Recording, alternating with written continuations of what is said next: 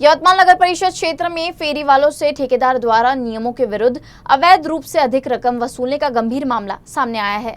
इस संदर्भ में गोपाल शंकरलाल अग्रवाल ने यवतमाल शहर पुलिस स्टेशन में निवेदन देकर ठेकेदार पर उचित कार्रवाई की मांग की है।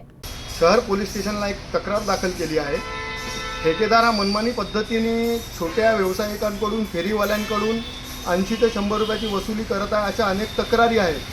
त्यामुळे त्यांना जो अधिकार क्षेत्र आहे त्याची मी माहिती घेतलेली आहे नगर परिषदेकडून आणि 107 स्क्वेअर फीटच्या खालील दुकानांकरता फक्त आणि फक्त 30 रुपये आणि 107 स्क्वेअर फीटच्या वरील दुकानांकडून तो 50 रुपयाची वसुली करू शकतो। परंतु ठेकेदार हा दादागिरी पद्धतीने 80 ते 100 रुपयाची वसुली करत आहे, त्यामुळे छोटा व्यापारी त्रस्त आहे। या विषयाची मी माननीय मदनभाऊ येरावार यांना माहिती दिली असता मदनभाऊ येरावार यांनी मला शहर पोलीस स्टेशनला एक तक्रार द्यायला सांगितलेलं आहे आणि त्या पद्धतीने मी त्यांच्या मार्गदर्शनाखाली ही तक्रार दिलेली आहे।